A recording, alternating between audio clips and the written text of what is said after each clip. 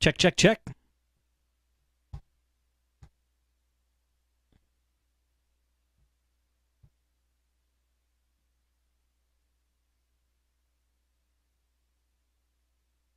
Hello, Steve. What's up, Adam? Can you hear me?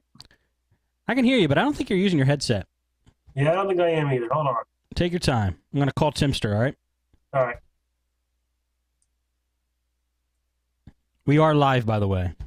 Okay. The kitty cat, the spasm. Yeah, she's here.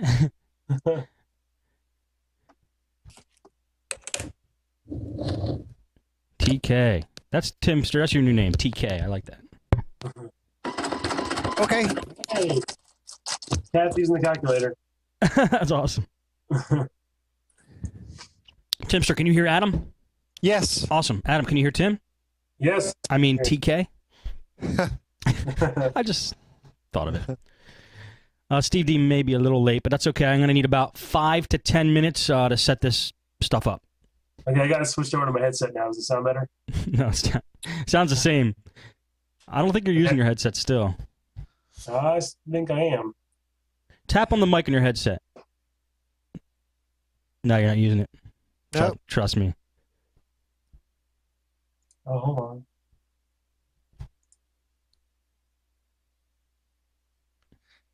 Is that better? Nope. It's got to be. That's what's... Is it a USB headset? Yeah. Unplug it and plug it back in. Okay. Good Lord. What, Tim? Sound like he just ripped that thing out of his case. Or out of... That was his chair.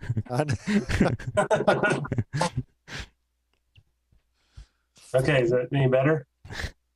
No, it's weird. You're definitely not using it because do you have another mic on that computer? Well, yeah. Well, my camera has one. Let me see if it's disabled. I think that's what it's feeding. Oh, it's both of them. That's what it is. Okay. Is that better? Yeah, let me hear you again, Adam. Is that better? Can you hear me now? Yes. Steve D, thanks for making it go right to come on time. Appreciate it. I literally drove 90 miles an hour. It's very considerate. Why? More mic problems? Bandwidth problems? No. Isn't he a host of problems these days, Timster? Oh, Whatever happened to our good little Steve D? Showed up on time? Having no microphones, dead microphones, and webcams that just fly off things. It just killed him that his microphone went bad, man. It ate him up alive. Well, when he turned into a chipmunk? No, when it just started going bad, he loved his mic. Did you get a new mic, Steve? He did. Okay. Originally I had the DSP 400, and everybody loved that to death. But my cat liked it even more than everybody and ate it. So then I bought another one. Cat ate that. Then I bought another one. Cat ate that. So then I got this stupid other one because I couldn't find the DSP 400, and then nobody liked it, even me. So then I sprang the $50 and bought another one. It's a good investment. It really is. It is, and the kitty cat that likes to chew microphones, she doesn't live here anymore. She lives with my mom, so this one should last. Speaking of kitties, check out Adam's kitty there. Did you see that thing last time Adam was on? That thing was awesome. No. On my shoulder and all over the place. And it put on a little show, yeah. She doesn't usually do this. She doesn't bother me while I'm working down here. But Really? Look at her. She's all over me again. I don't understand what's going on. She can't hear anything. I don't have the audio coming out my speakers. She loves you, man. I don't know. We just got our claws taken out, so. Oh, you did? Really? Our front ones, yeah. That's not good to do to cats, is it? Well, we had her both ways, but she was tearing up the furniture and everything. Is she okay? I mean, it doesn't seem to affect her? She's just as sweet as she was beforehand. Okay, good. So, but yeah, she was really tearing up the furniture and stuff, just being wild. She seems like a wild one. You want to see cats? I got a cat here. Psst, come here. Give me a lap cat. Psst, come here. I got a lap cat over here. The worst cat for doing podcasts. Oh, now I'm home. You're good. It came back. Oh, out of focus. This cat is literally a constant meowing machine. This one, right? This gray cat. See, she won't shut up for a minute. I might have to kick her out of here. Steve, did you Let say me we're know. live now? Yeah. Yes. Yeah. Can you hear me, Adam? My brother was going to try to watch us, but he said he couldn't see anything. Really? Hey, Steve D, look. Are we live? Yeah, we're live. Okay. Big Book's online. Yeah. Where's your brother? You said, Adam. Where's he watching? From his house, not too far from me. I mean, what site is he on? I told him to go to. Actually, he's trying to use his iPhone app for the Justin iPhone app. Yeah, you can't. You It can't. was working. I don't know if they had a player. I think they have a recorder on Justin. I don't know if they have a player. Well, I Look was at showing this. it to him. I was showing it to him earlier, and it was showing the show. Really? It said watch live. Tell him to refresh, maybe. Yeah, I'm gonna try it too while Okay. I'm sitting here. I have a bad bulb and a freaking nice big panel. Oh, it just warmed up. You see, it was blinking for a while. Uh-huh. It blinks like really insanely fast, and then it slows and continuously slows down, and like it takes about 3 minutes, and then finally it just works beautifully. I have two. That's I have nice. two. Yeah, that is Yeah. nice. I have a double setup here. Yeah. Nice. And then over here, my lappy lap. All right. So Good. The many Yeah. cams working. Look. Yeah. yeah, oh yeah, you can Look see it. Wow, that's it working. Tilt sideways. Yeah. You know what that was? That was an infinite loop. Like Yeah, that's magic. You just warped the space-time continuum. Now let me hear your mic when you're not moving around because it was really fuzzy. It was squealing a little bit. I can't hear you. I can't hear you at all. Unmute.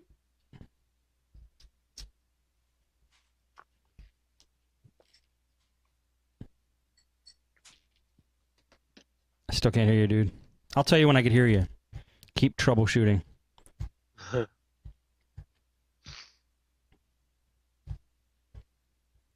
think we're almost set up. Almost. TechheadPC.com, right? There you Yep. are. All right. Tim'sComputerFix.com, StephenD'Amico.com. Check. Check. Okay, good. Are you guys in the chat room getting an echo on this one? Because I remember last time there was a real high pitch and an echo when I watched it back. Oh, no, but it's not Podnutz 56. No? Okay. Thank you, Mind Melt. Yeah, I realized the mic on my camera was picking up as well as my mic, and it sounded bad. All right, we're just about there. Let's see if we can debug Steve D here. Steve, do you say something? Oh. And he's going to call me back. Dang. I know.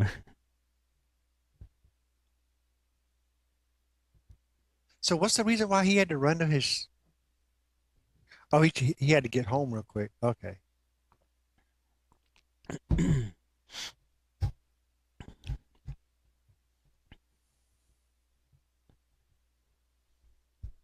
I'll keep it in Brady Bunch view until he comes back. We should make a song like while we're waiting for Steve D. We'll play it every time we have to wait for him. I actually made a new intro for the Podnutz. The new music. For this show? Yeah, because I got heard sick it. of Evan King getting all the credit here. So all the music for the shows that aren't Evan King, I make. Oh, really? Yeah. Oh. Yeah, I know it's not stock. I Awesome. made it last night. Here, I play Yeah. it. Let's see if I get this channel working.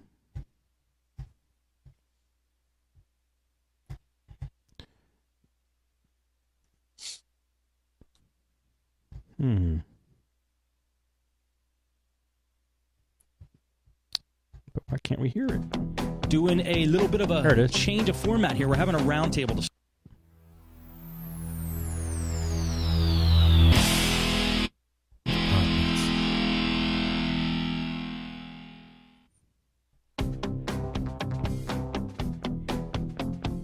Welcome to Podnutz, episode number 56. Nice and simple. Nice and simple. Doing a little bit of a change of format here. We're having a roundtable discussion.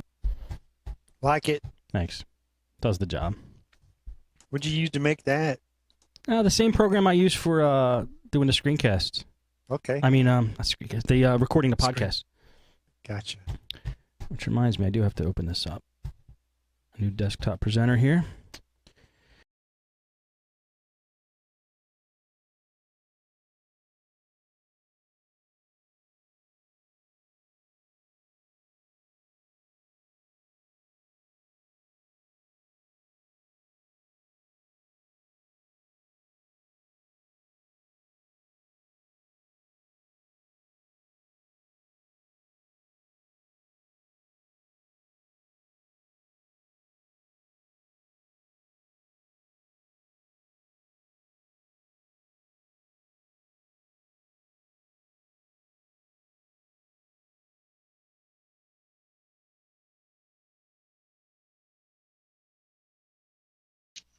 Turn my wireless off and. Oh, so you're using wireless? Awesome. Well, no. I was planning on hooking to a wire. Yeah, right. That's the old, I'll use wireless till Steve finds out ploy. Well, for Right. the first show we did, I used a B. I was on B, and I was on B, and it was so crappy. The range. It was not a range extender. What was it? It was like an access point. It was an access point that was so crappy that it barely made it across the room. I remember that. You remember that? That was the first time we did. And I was on Skype doing that. And then I told you after the show, and you were like, why would you do that?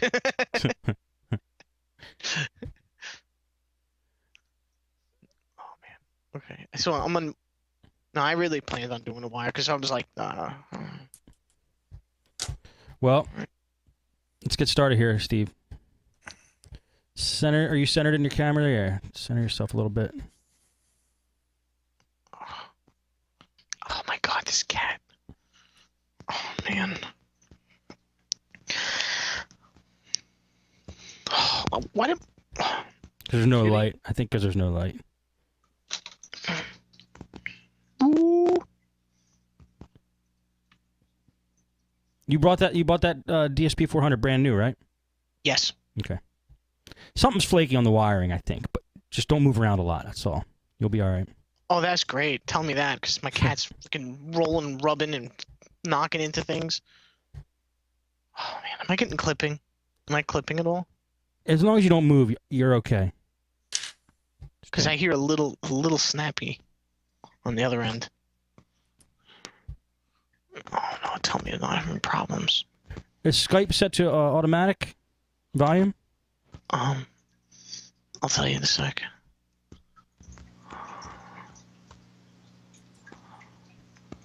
Yes. Okay. Just keep it there. Try not to move. Try not to move around a lot. Don't move. Don't breathe. And we're gonna go with it. Okay.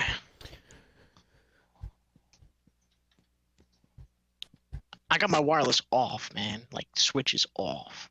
Good. Okay, Adam, you ready? Because I lost you for a sec. Yep. Okay, good. All right, here we go.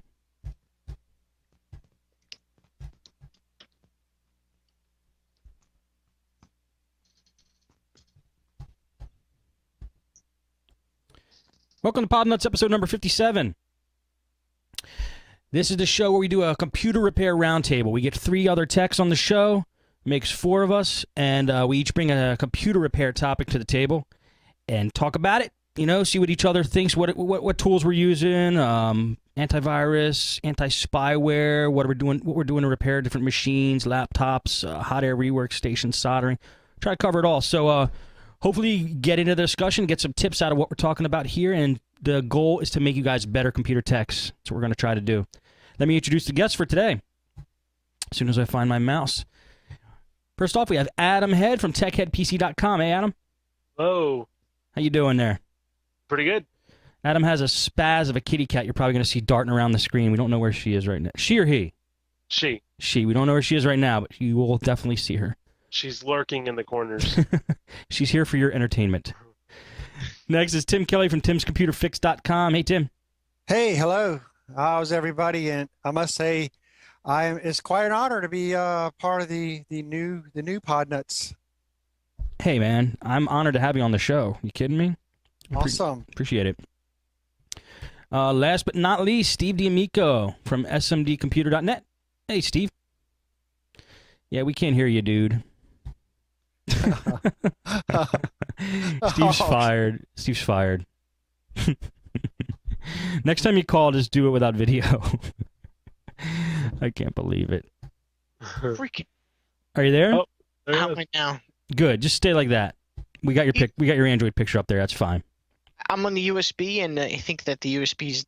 I don't know what it is, but this is this is new to me because I haven't used this much. You using a laptop? Yeah. Yeah, maybe if we didn't buy one from like 1996, we'd be all right. No, this is not from 1996. This is There's a Pentium X6. 3 No. ThinkPad. No, that was my old one. That one's been long gone. This is an X61 tablet. Awesome. It's like Didn't you replace your 10-year-old ThinkPad with a 9-year-old ThinkPad? No, I was considering it though. Oh, okay. We're gonna give you a Actually- hard time because this is just too much. Well, you guys want to really get on me. I'll throw myself under the bus. The laptop I was using, I was thinking about repairing instead of buying another one because I'm just cheap and I really loved my laptop and it worked really well. I saw 3 of them for $150. Wow. Nice. Yeah, I was like, oy, maybe I should upgrade. Oy, oh my god. Good that you upgraded. Yeah, All right. I mean, I have a laptop that I use that's that old. It's one of my main laptops, but I don't use it to do this show though. Thank you, Timster. Thank you, Timster. Adam, start us off today. What do you want to talk about? Okay, well, I don't have a great topic, but I do have something that I've been kind of working on recently, and that's just like getting organized around the office. Just from having a mess of papers and parts and different things lying around. So I'm just going to go over a couple of things that I had done to get myself organized and what I'm doing. Okay. And maybe you guys can chime in too and give me some ideas about what you do. Sure. One of the first things I've done is my customers, the old hard drives and stuff that they don't want anymore, that they don't need, I always wipe them with Acronis, the file shredder application on there, and then I will also destroy them by using a drill press to drill through the platters. It's kind of fun, and it destroys them. So one of the things I did was I just went through and actually I made a bunch of different labels. So I have just sheets of labels. One says wipe, the other says destroy, and then I have some for user IDs and passwords. So I'll get the user ID for the passwords from the customer for their computer, and I'll stick that on the front of their case so I don't forget that. And it's just some simple things like this that have helped me get organized and just kind of help me from, losing track of the information and stuff I have and what I need to do with the parts that are laying around and some stuff like that. Can you hold them up? What do you make the labels with? Like just print them out or use like a P-Touch or what? Just using like Excel or Word. And just got normal like postage labels. Yeah. I think they're actually just I had some return address labels. Yeah. That I just had laying around that I wasn't using anymore. Yeah, that's a great idea, dude. It really is. I mean, you don't want to get them mixed up, especially the wipe and destroy ones, right? Right. And then also, and some of them are wiped then destroyed, so I put both labels on there, and then I just, I'll put a mark on there when it's been wiped and it's ready to be destroyed. And you use them, like, that's part of your system? You don't slack off and not use them? I've only been doing it for about a month, and yeah, I have been using them. Yeah, actually. a month, that's a good test. I think it's a good test of time. I have a stack of hard drives back there that I was actually wiping this weekend, and I got some ready to destroy. So it's nice to keep it straight, keep it organized. It really is. I wish I would have used something like that. Do you guys use any type of organization like that, Tim, Steve? Well, you call it organization, and don't laugh. This sounds kind of funny, but it actually works quite well. And I use painter's tape, and with painter's tape for labels, and I can even label my laptops. Every laptop, computers, all the power plugs that come in for the laptops to keep them organized. And the reason why I say painter's tape, you might think it's kind of tacky, but because it comes off easy. It leaves no residue. It doesn't leave any marks on the laptops. It stays on. Yeah. It just works well. The blue stuff or like masking tape? Yep, It's the him. painter's tape. Yep, it's masking tape, but it's blue. But It's yeah, you're absolutely right. I have a friend who's been in the business for like 20 something Alright. years, and he uses the exact same stuff. He really, I never seen anybody else use it other than him. That's pretty cool. And I I use. will. Okay. Oh, go ahead, Steve. Oh, I use Scotch tape because that's what I have in the office. And it's kind of the same, but it doesn't last very long. What do you write on Like, it with marker? yeah, Your Sharpie? but what I do is I curl one side, like I overlap it on one side so I can easily just pull it right off if I have to. So it's like almost makes a tab on one side, and then I write on the hard drive like what it is. Or what I'll do is I take a piece of paper and I'll just quickly cut it like a quick little square, write what needs to be written on there, and then I'll Scotch tape it up on there and on the top of like over the label of the drive, and then I'll wrap it in usually bubble wrap because I have lots of packing material in my office because of the buy and resale stuff I do, and then I'll stick it with all the other drives, and I store stuff like that. That's what I do with hard Good. drives. Nice. it's a good idea. Yeah, And that's actually a good point, guys. Is that the one thing I don't like about these labels is that they are too sticky. That a couple times I've tore it off and had to get out the lighter fluid or the goo be gone or whatever and get the rest of the stuff off. Yeah, and But, you don't want your customer's computer smelling like lighter fluid. Yeah. And the other thing is, you mentioned it's like fold over a corner, Steve, so it's easier to pull off. I actually use I have a label maker too, just one of these brother label makers or something that you get like at Office Depot. Yeah. And I'll put labels with the customer's names on those, and I'll stick that on the computer. I only do that when I have like 8 or 9 computers sitting around, just to keep them straight. But I will fold over one end of this, so it's a lot easier to peel off. And then I'll stick that right on there. What I did in my shop to keep track of customers' computers was I'd print out 2 copies of their invoice or claim check. Actually, their claim check. When they came in, they gave me their computer. I'd give them a claim check, and I'd print off a copy of my own. And I would just tape it with Scotch tape. It was actually 8.5 by 11 sheet of paper. Scotch tape that with Scotch tape on their computer. It's got all their information on it, name, phone number, and all that stuff, and what the computer was brought in for. So, it wasn't the prettiest thing, all these papers all over the computers, but it worked. And as far as hard drives and stuff, I had little spots on shelves that were not really marked, but were designated spots that I knew in my mind where to put different hard drives and parts like that. So that's how I knew what drive was where. But if you have a multi-man operation and you can't just trust everybody's going to know what's in your mind, you have to have stuff like labels like you guys are doing. Yeah, I'll actually use the. You mentioned using the invoices. I'll actually fold those in half and tape them on the laptop or the PC whenever they're done. So that's how I know it's done. I'll stick a Scotch tape right to the side when I'm done for that, so I know it's ready to go out. Yeah, good point. I'm trying to remember what I did for Dunn's. It's been a while. Well, this was the topic I wanted to bring up. What I do for laptop storage and organization like this, I finally found what I've been looking for is something that's like I can't fit it in my office. My office is just too small. But I was looking for like mail slots because I have a metric ton of laptops. It's sickening and silly how many laptops I have at any given moment in my office. Unbelievable amount, like in the 20s and higher, and on occasion. Some customers won't pick up. Some a lot of them are being worked on. They're all various stages. Most of them are just like backlogged, or a few friends in the repair business that don't like to do repairs on laptops, so they dump like 3 or 4 on me at a time, and then say, oh, whenever you get around to it, and then it's literally 6 months later, and I call up and go, it's been a while. You freaking out? And they go like, no, I don't care. And so it's weird. It's a really weird setup. So I need lots of space. I found this. I need lots of space where I could stick like shelves that are short, really short, so I could just slide a laptop in like a mail slot for like an office. And I found this thing called Itso. I've been looking for something cheap and like that. And this company called Itso, or ITSO. I found them at I found the storage solutions at Target, and my local Target had these. And what it is, it's basically like a cube. It's a plastic cube, kind of cheap, but it's cheap, and it's strong, and it has these like it's how to explain it, maybe about like 2 feet tall.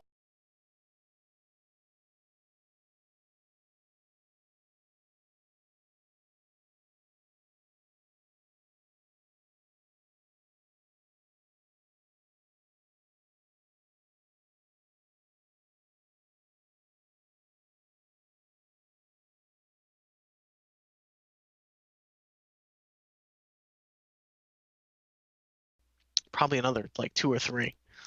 That's what I did. And what I do is I label each shelf by number, and then what the invoice I keep on the the invoice or the worksheet that I have for the customer. I lay them out on one of my benches so I can see them, and then I write like a big number on the edge of it, and that's the shelf number that laptop is sitting on. So I know I can't get, and then I can actually look at the worksheets in like all in a series and see what levels of repair each one needs or what I'm going to be doing. Because sometimes I'll physically work on one, like I'll do a tear down rebuild on one as I got like 2 or 3 loaded up, and they're loading Windows or scanning for viruses or whatever else needs to be done on them. That's kind of my process so far. Huh. What about you guys? Yeah. I have bins. I'm Mhm. sorry. I have bins. You know, there's Tupperware bins. There's pull-out drawers that I use. I got several of those around. I also have a little kind of like I guess like a shelf on wheels that have something similar to what you're talking about, Steve. Except it's got little pull-out drawers that you can put netbooks in, and like your 18-inch, 12-inch screen laptops that are torn down, you know, torn apart, waiting for parts. But I can label those.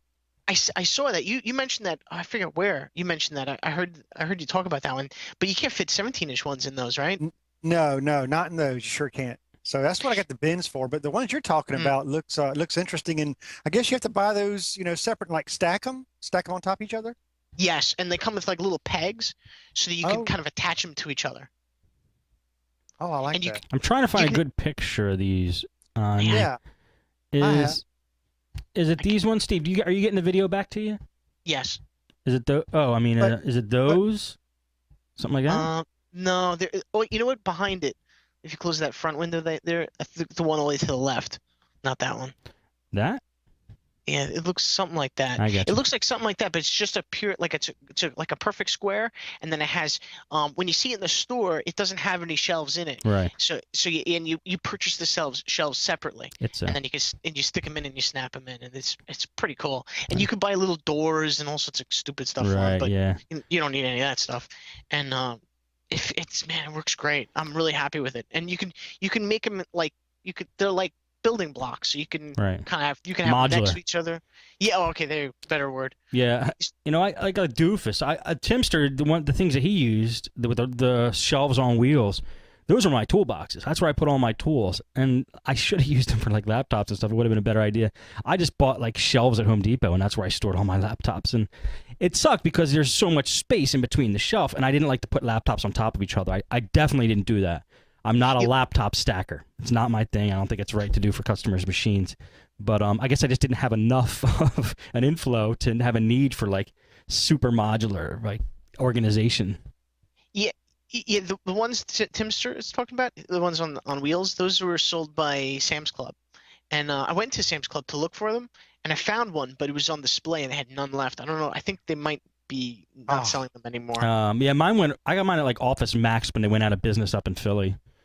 Oh, but you're right about the Home Depot shelves, like your traditional everyday go into any hardware store and buy shelving units, and it's like what 4 or 5 Layers. shelves or layers, yeah. It was combination for the desktops and laptops, and you need something sturdy for those desktops because they're heavy, or they were back then.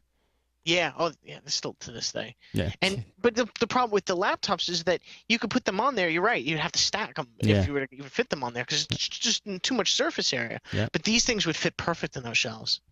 Huh, that's a great idea. Yeah. It's I've been looking for something like this for ages, and then finally I jumped out of my skin when I saw it. Adam, anything going on with you for this topic? Actually, one thing I do is because I don't get too many at one time, I'll have maybe 3 or 4 laptops at most at one time. Is I'll take the boxes that the replacement LCDs come in, and I'll put the laptops in those, and then kind of stack those up. Yeah, that's not a bad. That's cool. That's a good idea. They're real stiff. They're real strong, and they come with all that padding and stuff, and you can still actually leave some of the padding in there, you know. That's called I'll put those in there. That's called the USPS Modular Organization System, and it's free.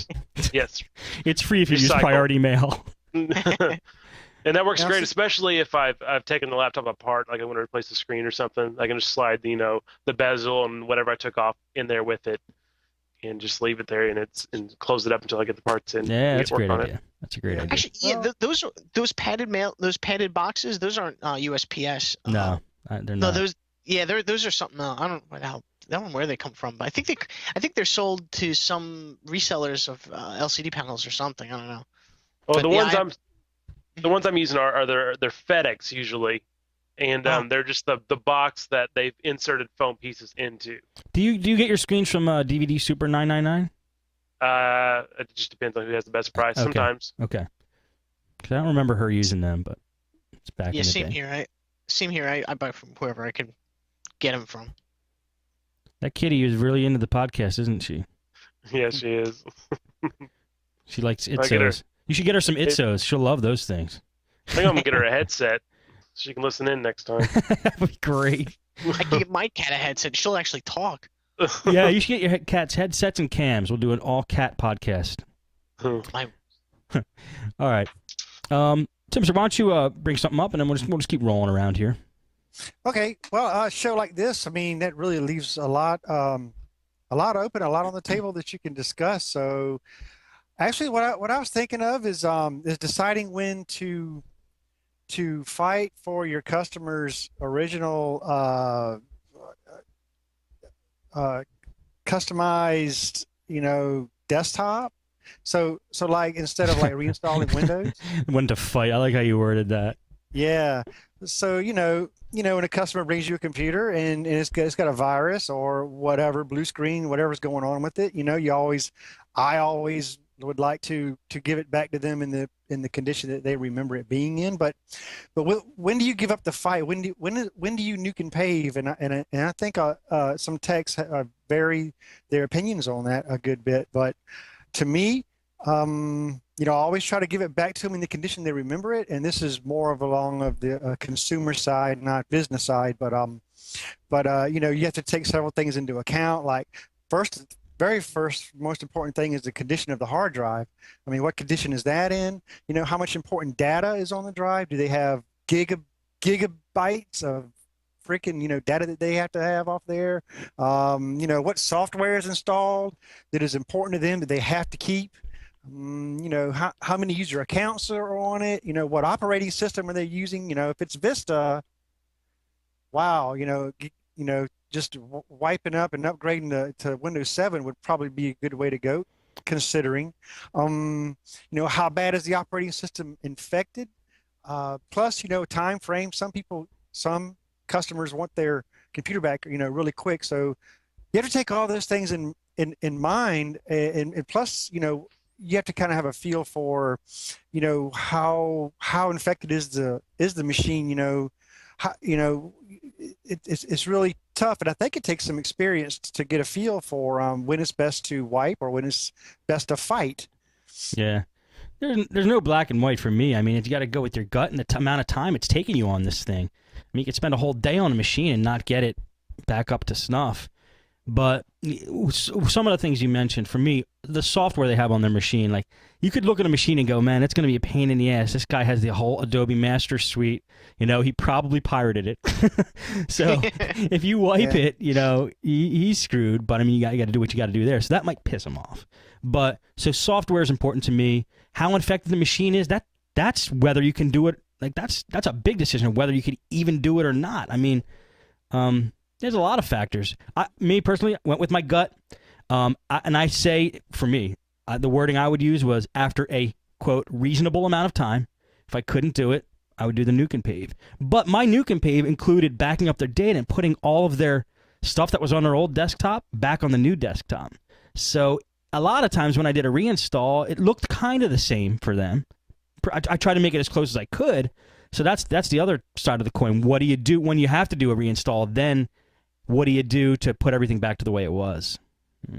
Do you do nothing, or do you save their data? Or well, there's a cool tool which I have to admit I don't use it much, but a lot of the guys I talk to use it a lot. Is Fab's Auto Backup. It really helps the transition of some of the software that they have on their original drive, and yes. when you install the new operating system. New version came out, I believe, didn't it?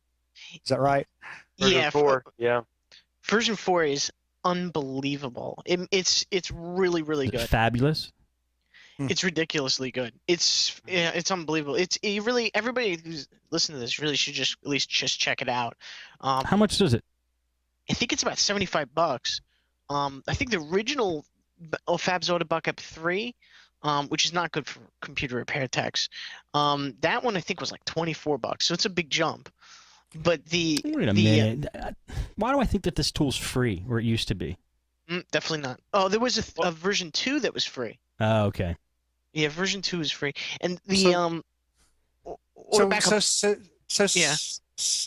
Steve D, what exactly does Fab's Auto Backup do? Can you explain that in a nutshell?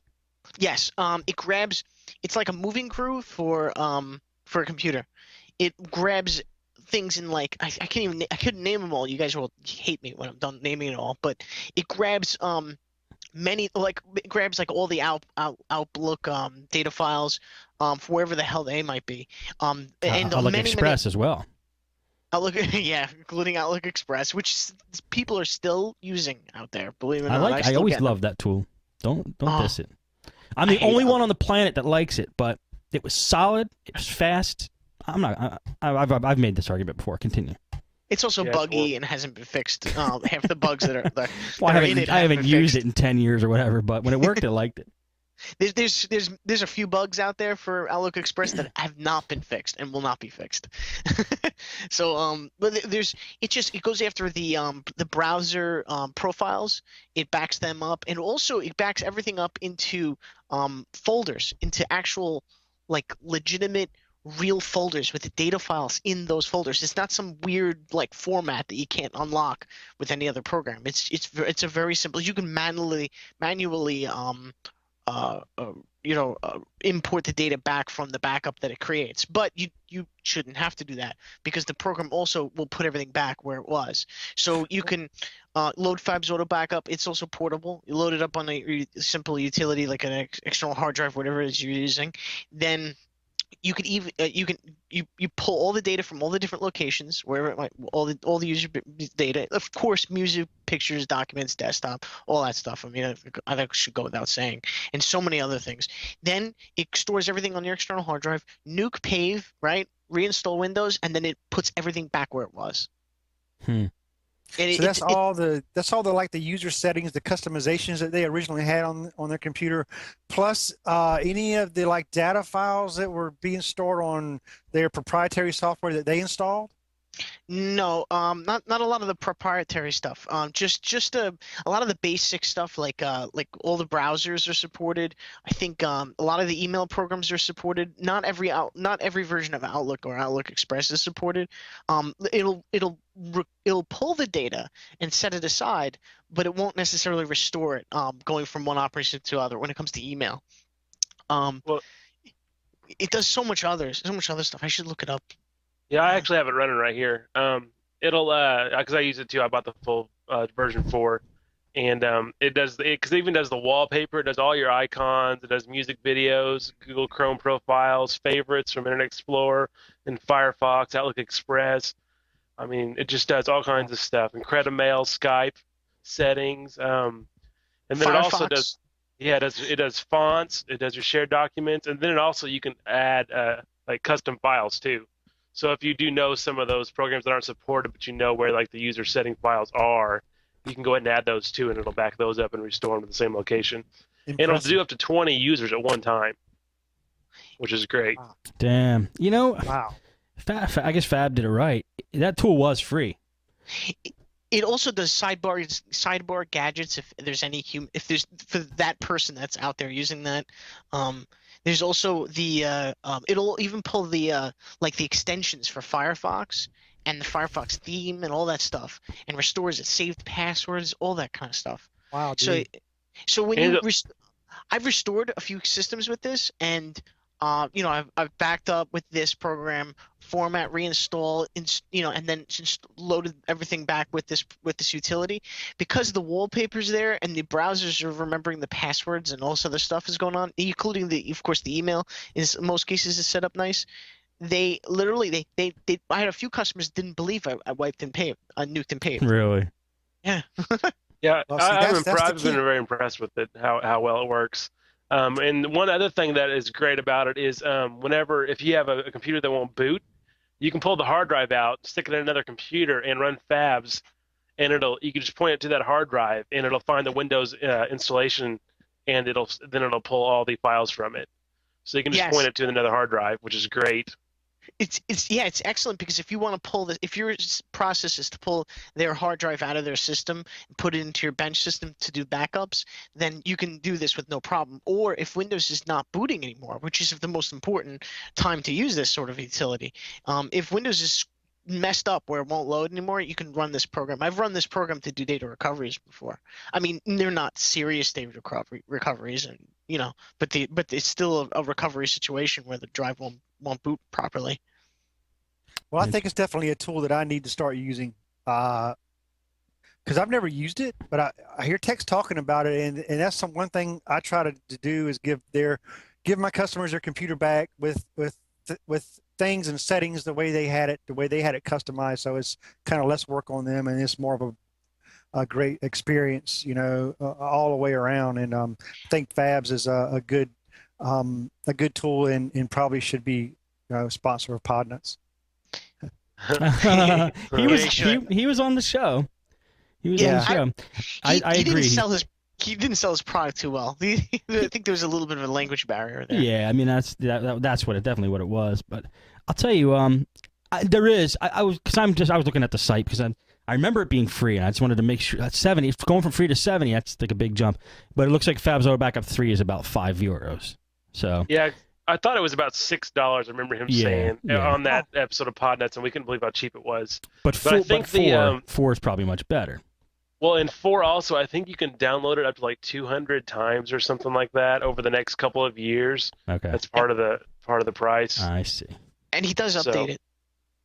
And also, by the way, for everybody out there listening, we are talking about version 4. That's with all the features we're talking about. Version 3 has less features. It's not really for techs, because even though it's at a bargain price of like almost $10, which I thought was more, I had it wrong. Fabs Auto Backup 3 is limited in a lot of ways. Everybody out there really should pay for the version 4 if you're using recoveries. Absolutely. Not only you can do multiple accounts right away, but of course the Windows doesn't have to boot. I don't think I need to explain too much about how when you're doing this sort of thing, when you're going to format reinstall, usually it's because Windows won't load. That's usually the time when you're going to need this utility. It's on a bootable disk? No. Well, you just take the hard drive out and you plug it into something else, and then this thing can run. Yeah, it runs nice and portable too, which is even better. Oh, cool. Yeah, I have it installed on my desk PC here, my personal PC. I have it installed on my bench PC. I have it installed on several different flash drives that I'll just plug into a person's computer when I want to back up the files before I start doing a virus removal or something like that. It's just real flexible. Yeah, that's really good for like when you nuke and pave and you backed up what they said they're my documents folder, or you say okay, and their pictures and everything. You get all that off of there, and then they get their computer and they're at home, and then a day later you get a call and they go, I needed, there's something in another file, or my bookmark, where are my bookmarks, whatever, that something that they neglected or forgot to tell you that it was really important to them. Already have it there with Fabs would be the way to go. Yeah. Absolutely. Yeah. This list is like 20 things long, right? That this thing backs up and looks for and will restore. Sometimes you don't even you don't think of it, or they don't think of it, or it's a combination of the two. And if you don't make a full image backup of their system, which is time consuming and also space consuming, then just forget. It's so easy just to. I did a system once. I forgot the most important thing, my documents, one time. And for everything else, I was so consumed with thinking about, don't forget the email and don't forget this and that, blah blah, music, blah blah blah. Right? I just completely skipped right over my documents, thinking I already did it, because it's the most obvious thing. I just forgot it. And so the customer called me up and goes, "Where's my documents?" And then I'm like, "Oh, get out of here. Right. Come on." I'm like, "Come on, they're there." And he goes, "No, the folder is empty." And the guy's not an idiot, so I'm like, let me see. And I remoted in and looked, and I wanted to punch myself. And so I set up a quick FTP on his system, and just loaded him from remote and said I'm sorry, and he was just like, he was so thrilled that I could do it while he didn't have to get dressed. That he was so happy to see what I was doing and just be entertained. See, that was worth it right there. You had to show some skills. And that actually probably worked out in your favor. He loved it because he found it entertaining to see me do that whole thing. People love watching their mouse move remotely. They love that. They think it's magical. They do, yeah. I had it done for me.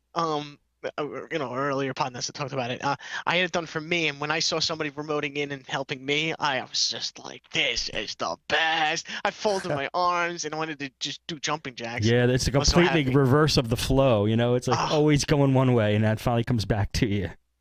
It feels great to have somebody just do it for you. Yeah. All right.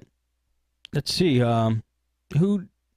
We started with Adam. Adam, did you have anything else prepared, or do you have anything else that popped in your mind you want to talk about, or? Well, just a couple more organizational things that I didn't hit on yet. Yeah, let's do it. And one of them was all the spare cables and stuff you get. I went through and I bought a $10 4-drawer filing cabinet from a garage sale, and then I went ahead and started just bagging up everything. So I have all my SATA cables in here, put a label on it, and I got the power cords in here.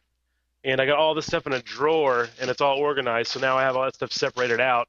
So when I'm looking for something to replace, on a customer's computer, I can just pull the drawer open and get all that stuff out, and that's really helped too. I need to do that bad, man. I got 3 bins in here with just spaghetti cables all in there. I got to plumb through to find what I need.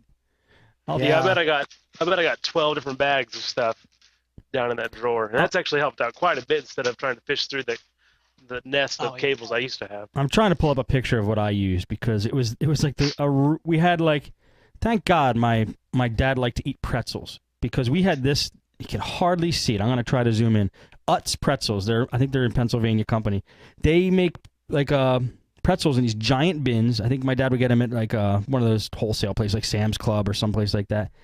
And they sit down they could sit down on a shelf, and they almost are the height of the shelf. You pull that little circular lid off, if you could see it in the picture, and so you could reach into the container. You don't have to pull. You don't open it from the top. It's the container's pointed outwards, so you pull the little rubber stop off there, and you reach in. I had one of those for IDE cables, one for SATA cables, one for power cables. We just had them laying all over the shelf. Every time he would knock off a batch of pretzels, we'd have an extra piece of organizing equipment. So that's what we use. They work great. But in lieu of them, any type of plastic container, you just lay side by side on the shelf and just keep organized that way. We did that for tons of stuff. Retention brackets for CPUs, heat sinks.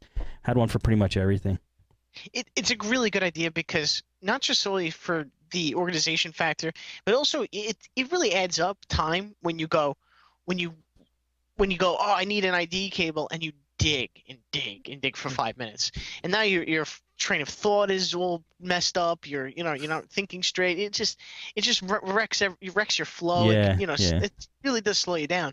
And then the other thing is that also it's really important it's also important to divide them up, know what you have, like what you guys are talking about, because what if you're out of something? Then what? Then you just don't have something as simple as say an SATA power cable. Good point. Being unorganized, I've pulled out an eSATA cable and thinking I had a SATA cable. And, walk across the room and go, oh. Honestly, I would have made that same mistake. I didn't have enough eSATA cables to make a bin for them yet, but. Yeah, but if you divide off, I had all my wires all I had them all bundled up, huge box, and I just almost have to dive in. It was so big, and to grab the cables. And so what I did was, when I finally got my shop, I divided out all the power cables. I wanted to see, because there's so many power cables in this thing. I'm like, what if I just pulled all the power cables out and separated that, just at least that? What would I have? And it was almost equal, the amount of power cables I had versus regular, any other form of cable. So I was like, oh my god. So I just cut down the supply of cable by half, and then I have one drawer that's just power cables. Right. If power runs through it, it's in that drawer.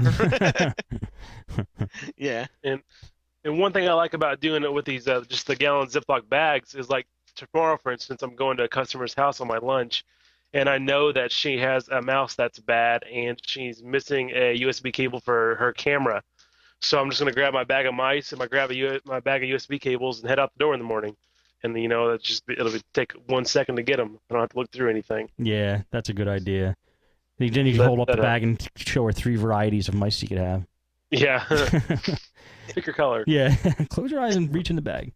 That's what I do for memory. I just grab my box of memory and I take that with me, and it's very helpful because there are so many times when you pull. There's no reason why a system won't work with the memory stick you picked out. There's just no reason on earth, other than the fact that it just kind of the system shrugs its shoulders and says no, and with a nice big beep, and you're like, damn. And you just pull out another one. It's just as good, maybe even the same brand. You pop it in, and then the system's like, all right. So, it's just like, what the hell? Yeah. So so it's great to have everything nice and like sorted out like that, because it doesn't have to be like. I think a lot of people because I'm an eBay seller, big time. Everybody knows that. I have tons and tons of parts. Ridiculous amount of parts. I think people they go too far with the organization. Sometimes people they have to go to perfection. They have to go from the mess that they're in to complete perfection. Listen, that get crazier. I made a drawer for power cables. It only takes about 30 seconds, maybe 40 seconds at tops, to dig through this drawer to find the right power cable. Right. You don't want to get too crazy. Yeah, it becomes a hindrance. You got to realize the purpose of why you're doing this. Save time. If you're trying to make everything too perfect, you could be actually losing time. Absolutely, and sometimes it's just unnecessary to get that perfect. I have a box that I store LCD cables in there for LCD panels. Nobody on earth should have this box unless they're selling them, and they're all in the same box. They're all wired, tied together, so all the same ones are tied together. But they're in a box. They look like a mess, but I know for a fact it's going to take me less than a minute to find whatever I'm looking for in that box. And it looks like a mess, and you look at it, it's very intimidating when you first look at it. But I know that it's not that long. It doesn't take that long to find something because it's not a big, deep box. Right. And that's just good enough. Yeah. Hey, I didn't think I'd be able to bring anything to the show, but I have a tip what I think is great, which I didn't come up with, but I used it all the time when I did my work, and it really helped my production. And it has to do with organization of tools, right? Know where your tools are. When you're done, when you use a tool, when you're done using the tool, put it back where it goes, Yeah. Don't put it under the desk. Don't leave it laying around. Don't put it in the pile that's over there. Put it back where it goes. And I got really good at just when I'm working on a laptop, I would go through 10 or 20 tools and just whip those babies out of the drawer. They would sit right in that drawer with the wheels Timster was talking about. It had 5 or 6 shelves in it, drawer with the wheels. It sat right to my right-hand side, and every time I needed something, open the drawer, pull it out, did the work. Then when done with that tool, maybe I'd keep a couple on the table when I'm working on that particular laptop, but when I was done with that tool and the laptop, all the tools went back to where they came from. And my desk was clean and neat, and I got a lot done. It helped my production. I cranked out laptops. I just cranked them out because I was at least organized enough in that respect. He's not kidding. He really cranked them out. How many systems were you doing a day? Do you remember? Gosh, roughly? I don't know. It depends how hard the days were. Some days you only get one done, and you're like, I hate this. But I don't know. We would try to average about 4 computers a day. I mean, I'm not it's not an assembly line. I wasn't but we did good enough that I was happy. And I felt laptops, if you can't crank them out, they might take you all day for one. So yeah, it felt good. 4 in a day. I mean, if it's an 8-hour day, that's 2 hours. I didn't do that every day. That was tough. That's tough. That's the perfect day. But hey, every once in a while I had it. I just knew that I was working as fast as I possibly could, and nothing really was hindering me. And tools was a big part of it. First of all, having the right tool. Second of all, putting it back where it should go. Oh man, I could really use to take a page out of your book, Steve, on that. I definitely have an issue with. I have all my tools in certain spots, but once I start working on these laptops, I'll set one tool down on the bench, then I'll have another tool, and I'll set it down on the bench, and I'll put these parts over here, and I'll set the other tool down on the bench. And next thing I know, I've got a handful of tools scattered all over my bench. It happens every time, no matter how much I try to you Yeah. know, getting the mindset to keep my tools and put them back where they came from. It's just You know what though, Timster? I had, when I worked on laptops, I had a lot of tools out at one time, but just when you're done with that whole cycle, like say you're finished that laptop or just finished for that part, put away. If you start getting too many, I'd start putting away the tools that I knew I wasn't going to use. But I'd still have maybe 5 or 6 out because you need them to work fast. But I wouldn't just start piling, empty my whole toolbox up on top of my shelf. But I had a couple out. I mean, it's not totally. I'm not saying take one out, put it back as soon as you're done with it, but you know, whatever's going to be fastest for you. I noticed in your repair videos, and I don't know whether in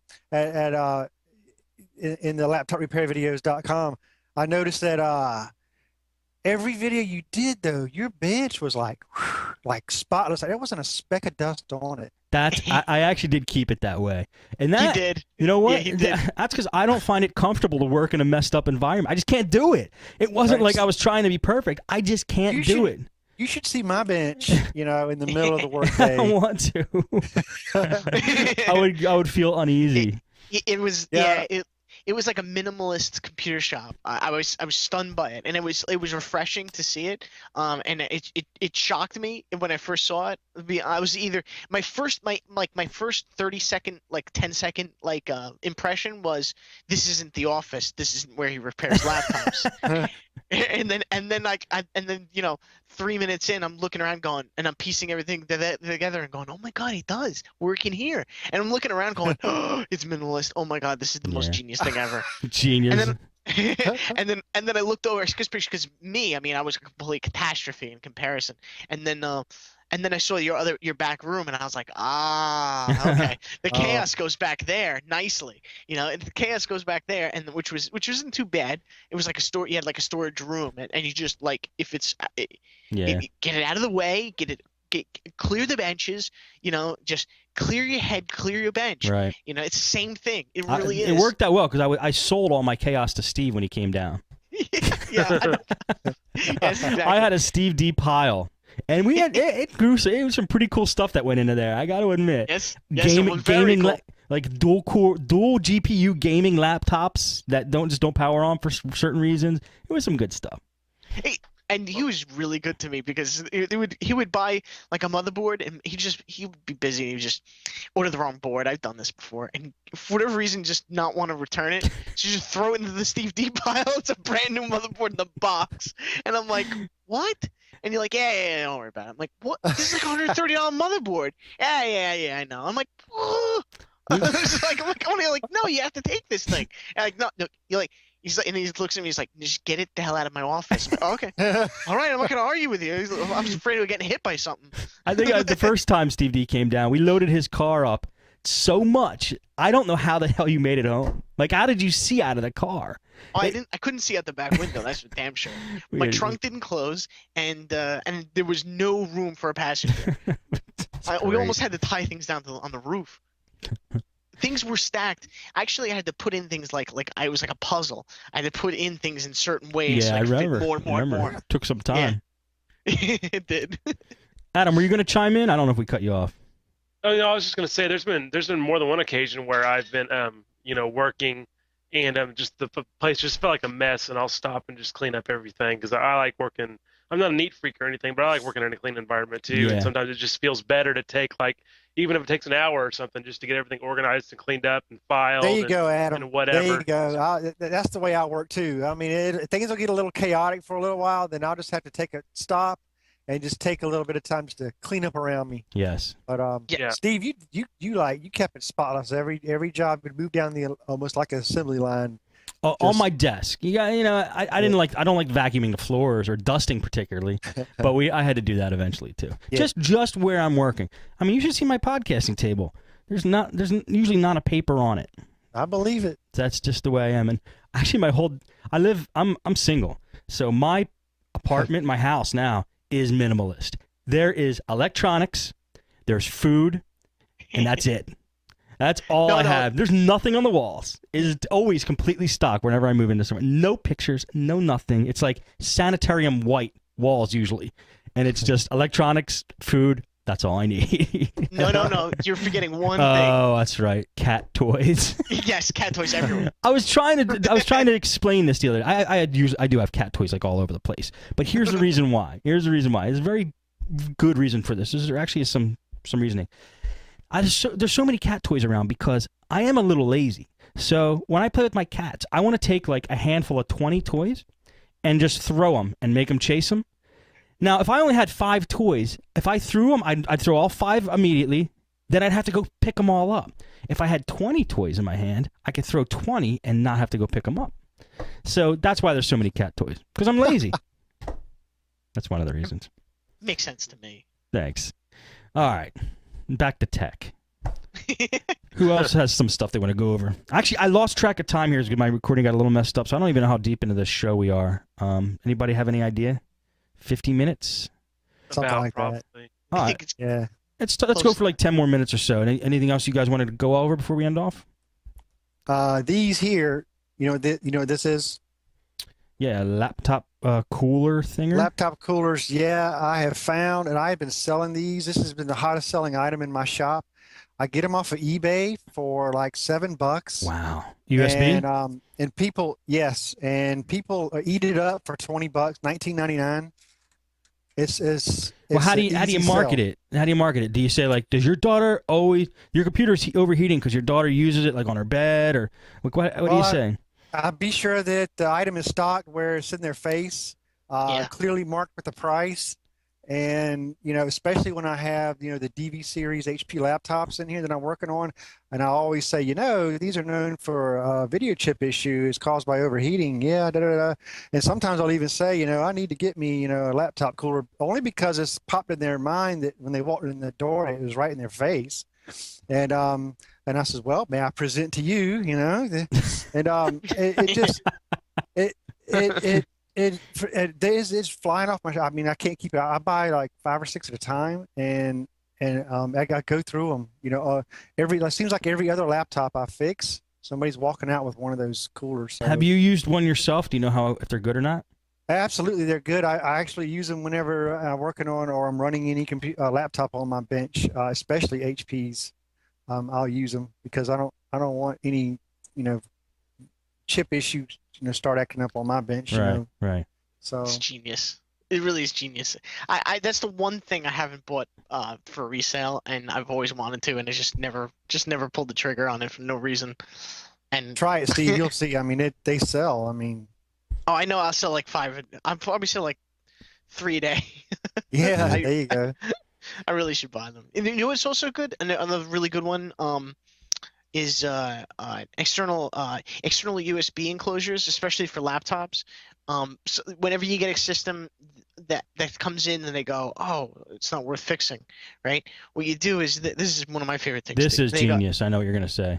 You sell them a USB enclosure. You get them for roughly about $7, $5, sometimes a little less.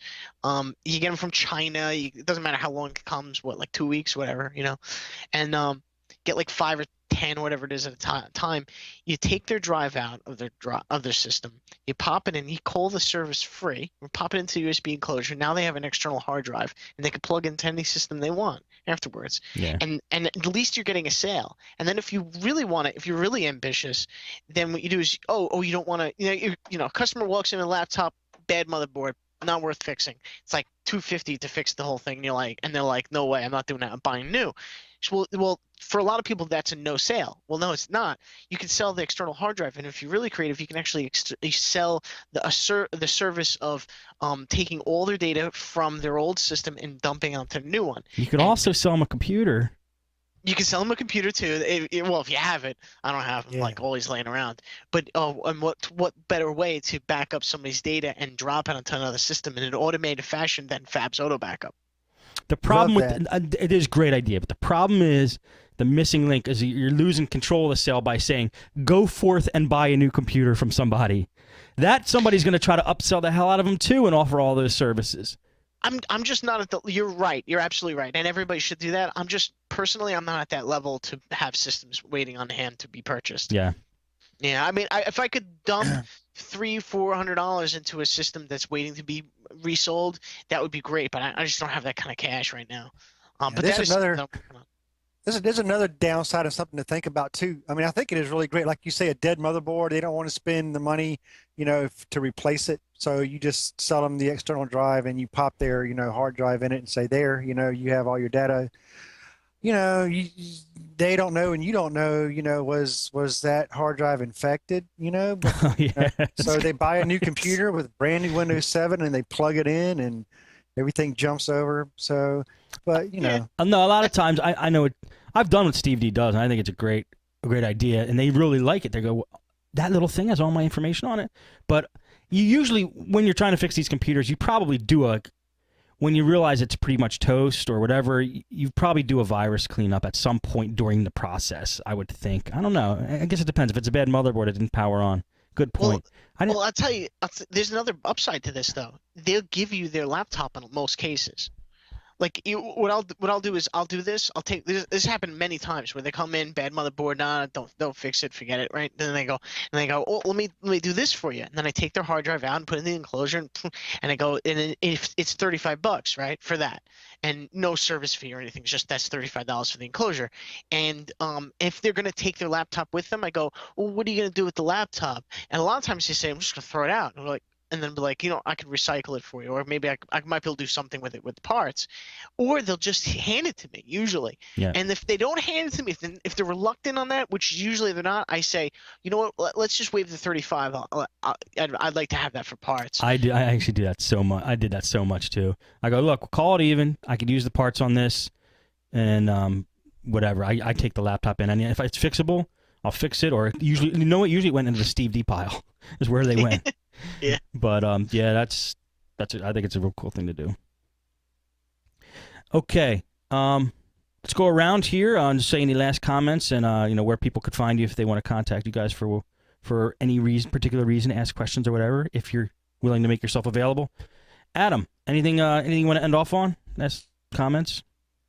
Not that I can think of. I want to thank you for inviting me to the show. It was a lot of fun. I enjoyed it.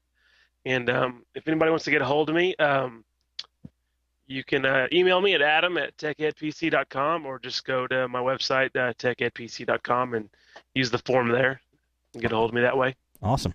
Well, thanks a lot for being on the show, man. It was fun. And no problem. I'll look forward to doing it again. Absolutely. Timster, how about you? Hey, I'm in the Podnutz forums and TeamSpeak. I'm going to get this right this time.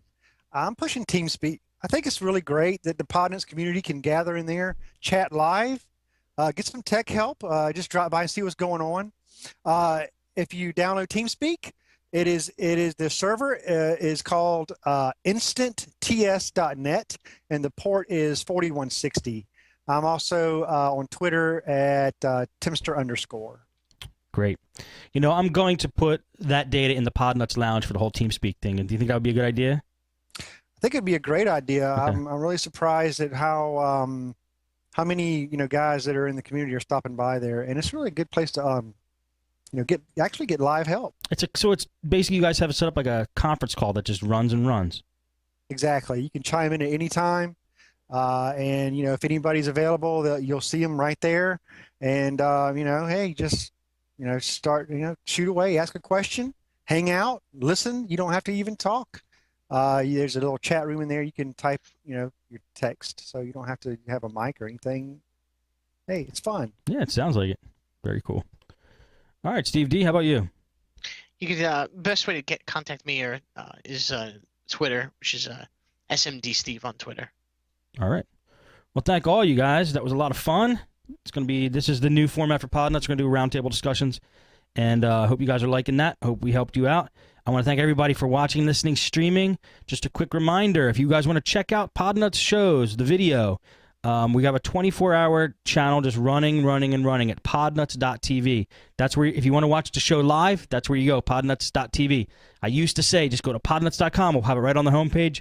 We're not going to do that anymore. Everything's going to be at podnutz.tv. If we do a live show, you'll see it there. If there's no live show, you'll see the reruns. So say you missed this show, it's probably going to cycle through in the next, 5 hours or so, so you might want to check that out. Just keep that channel on, and let us talk you to sleep. Just keep the channel on all the time. And thanks again, guys. We'll see you next time. All righty. Cool. I got it wrong again. What? What? Podnutz.instant.ts. You did. This time I didn't pick it up. Oh, It's okay. I'm not worried about it. Was it Podnutz? .instant.ts.net. Instant TS. Instant TS. Two T's? Yep. .net. Oops. I never did the TeamSpeak thing. Me Dude, neither. I didn't do There's it either. guys in there just working on computers in their shops with their headsets on, man, and just shooting the breeze while they're working on computers and throwing out all their problems that are coming across. And That's actually really cool. I Help really me like shut that. Whose idea was that? Knuckle? Fubar Johnny. Yeah, Glenn Reeves is his name. Really great tech. The guy's real smart. How come he's never come on the shows? I Dude, practically beg. You'll have to take that up with him. Hey, he's an awesome dude. Don't take nothing away from him. He's definitely a good part of your community. So I know he is. I I've been kinda have nudging begged. him, I have begged. yeah, I know.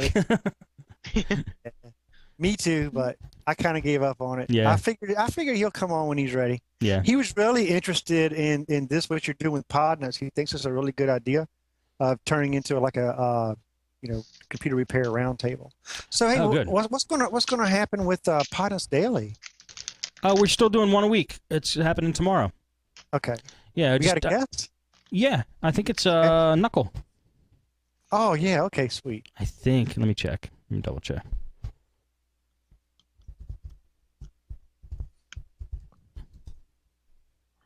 This is the time everybody can feel bad for me. I had a root canal today. It is Knuckle. Oh. Yeah. Steve, we feel bad for you enough. Freaking a whole root. I had 2 root canals. Well, kind of. Oh yeah, I had this weird thing. I don't know. This is crazy. The guy, he's kind of a friend of mine. He goes, he's like doing the work. He goes, "I'll be damned."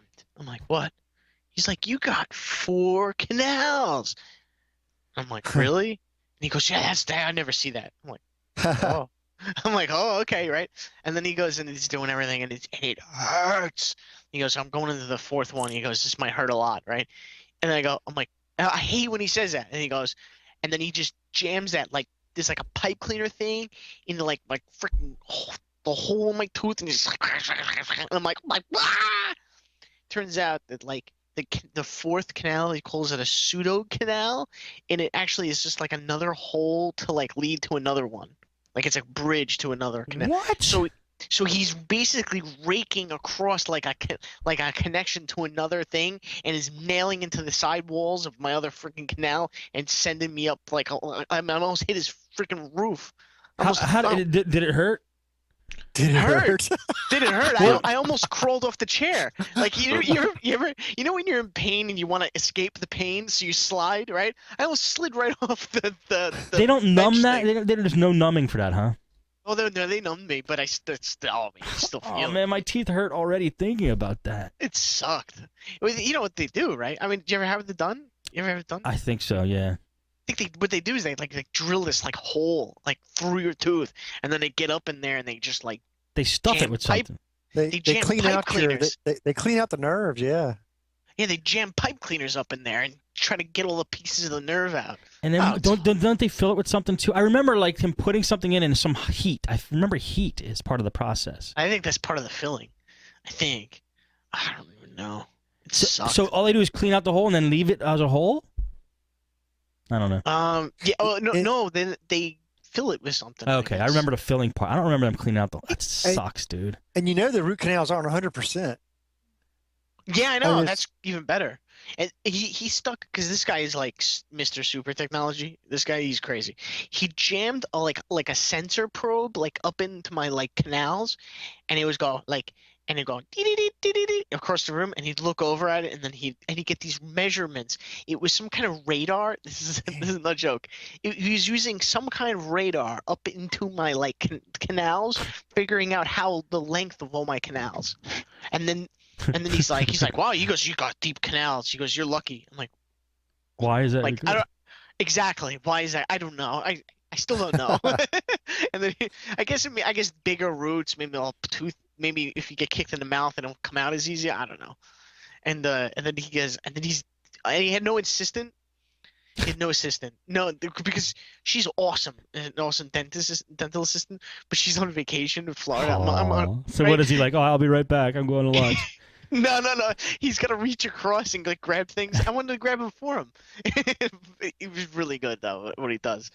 And he goes, I like her. I know her because I work for her. She's one of my clients. And he's like, he just like hits he's like hitting the side of the table. He goes, I need my Ava. He just turns around and leaves the room and go pick something up that he forgot. You know. Yeah. Yeah, it was really. Oh God, it sucks and it's fun. It's terrible and then it's interesting and then it's And he's running he runs PCs. It like almost floats on the. It's like almost like it's almost like he has a PC right next to the chair thing that you sit in, and it's mounted to the wall. It's a flat panel and it has like all your like dental information and your like the X-rays of your teeth, and you can blow them up and all. I've seen that software. I did work for. I know you say it floats. What's it on one of those little arms? I want one of them. I want to mount a computer on top of my bed that with one of those swiveled like those dental arms.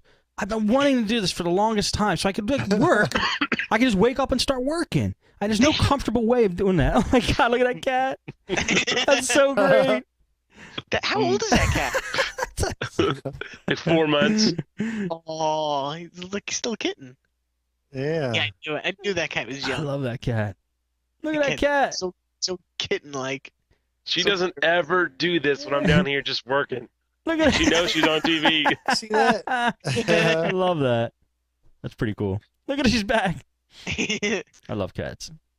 I like it when I come into the bedroom and I'm looking for my cat. I'm like, where the hell is that cat?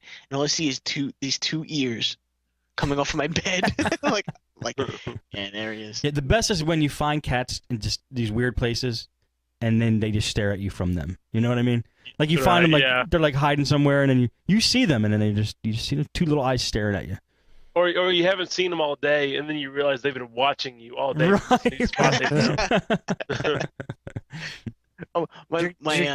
Does your cats ever like weird out late at night? Like their eyes get real dilated and they just start acting really. Yeah. They just spaz out. I love when cats spaz out. Yeah. Random running. It's the funniest thing in the world. I'm gonna run up the stairs as fast as I can. Yeah. They slide on the hardwood floors and fall and. I don't have too many of them. I wish I did. They're funny on that. We have a rug by the front door that it's doesn't have a sticky back or anything on it, and our cats will run and jump on that and slide on it. So every day when we come home, the rug's like on the other side of the living room because they've been jumping on it during the day. Yeah, you can usually tell where a cat's been. Yeah, things are moved.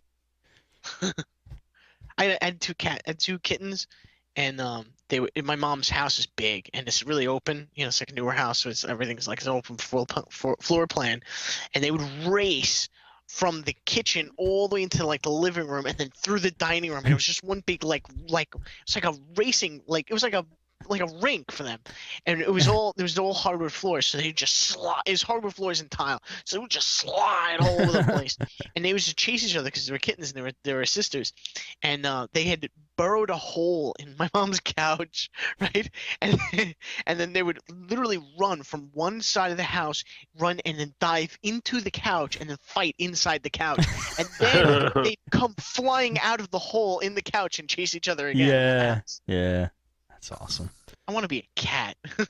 I want to be a cat. This cat found my PlayStation in my entertainment center, so now she's always sleeping like behind the PlayStation while it's on because it's so warm. Yeah. And I apparently have a bad Ethernet cable because I keep losing connection. I wonder why. She's laying back there. Did she lay right on top of it? Right behind it, with her like front leg paws on top of it. At least, what is it, the newer one or the older one? Because an older one used to get really hot. It's the old one. It's the original 60 gig. The toaster. Yeah. The George Foreman grill.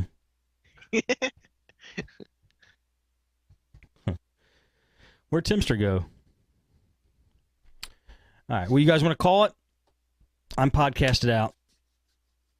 Oops. Did I lose everyone? Are you guys there? Oh, crap. Are you guys hearing me live in the chat?